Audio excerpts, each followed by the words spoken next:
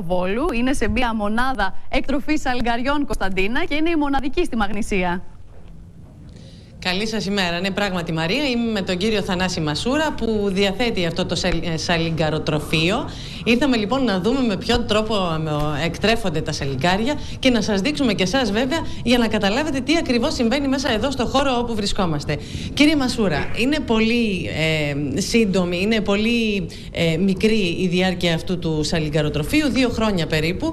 Ωστόσο, εδώ μέσα βρίσκονται πόσα σαλιγκάρια? Σε αυτά τα διαμερίσματα, καταφύγια, πώς να τα πούμε? Καταρχήν να πούμε καλημέρα και χρόνια πολλά, Χριστός Ανέστη. Καλημέρα και χρόνια πολλά. Καλημέρα. Εδώ βρισκόμαστε στο σαλιγκαροτροφείο, το οποίο αυτή τη στιγμή έχουμε μέσα στους 1.500 περίπου γεννήτορες, που θα μας φέρουν τη φετινή παραγωγή. Πόσα σαλιγκάρια γεννάει το καθένα? Το καθένα σαλιγκάρι γεννάει από 60 μέχρι 120 αυγά σαλιγκαριών. Και η αναπαραγωγή τους γίνεται κάθε πότε? Η αναπαραγωγή γίνεται 2 φορές το χρόνο, στις αρχές της άνοιξης και στο τέλος του καλοκαιριού. Τι χρειάζονται περισσότερο τα σαλιγκάρια για να μεγαλώσουν, κύριε Μασούρα? Τα σαλιγκάρια χρειάζονται την τροφή τους, η οποία είναι βιολογική. Είναι τροφή από καλαμπόκι, σιτάρι, κρυθάρι, ειδικές βιταμίνες, οι οποίες μας τις δίνουν οι ζωοτέχνες, επιστήμονες που μας κατευθύνουν. Κύριε Μασούρα, πού πολλούνται φυσικά, αυτά? για να μπορούν να... Ναι. Γιατί αγαπάει πολύ... Δεν άκουσα. Ναι, Μαρία. Ναι, πού πολλούνται αυτά, η παραγωγή σας?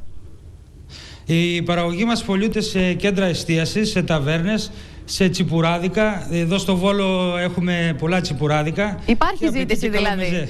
Υπάρχει ζήτηση δηλαδή και εκεί? Υπάρχει αρκετή ζήτηση και όλο και μεγαλώνει αυτή η ζήτηση. Γιατί τα σαλιγκάρια, θα πρέπει να πούμε, είναι μια ιδιαίτερα θρεπτική τροφή. Βεβαίως, έχει ιδιαίτερη θρεπτικές αξίες.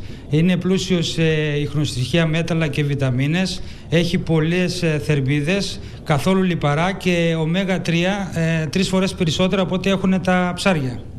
Καταλαβαίνουμε λοιπόν τη διατροφική αξία, Μαρία. Και βέβαια, για όσους βέβαια μπορούν να φάνε τα σαλιγκάρια, πράγματι είναι μια τροφή που αξίζει. Για όσους δεν μπορούν, ας μην το επιχειρήσουν. Έτσι δίστανται οι απόψεις, αλλά για κάποιους είναι εκλεκτός μεζές, ειδικά για τους κριτικούς, οι χοχλοί οι λεγόμενοι. Ακριβώς.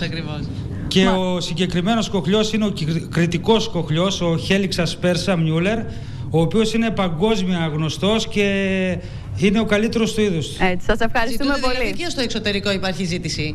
Ναι, έχουν γίνει κάποιες επαφές με το εξωτερικό, αλλά ακόμα επειδή βρισκόμαστε σε νηπιακό στάδιο, δεν είμαστε σε θέση να εξάγουμε. Αλλά άμεσα θα επεκταθούμε ακόμη περισσότερο και πιστεύω ότι θα ανταποκριθούμε και στις ξένες αγορές. Σας ευχαριστούμε πολύ. Κωνσταντίνα, ευχαριστώ και σένα. Και εμείς. Καλή σας ημέρα. Πάμε εμείς τώρα στην Πράγα. Εκεί έχει φτάσει ο Μπαράκ Ομπάμα, ο Αμερικανός πρόεδρος. Η Ειρήνη Ζαρκαδούλα.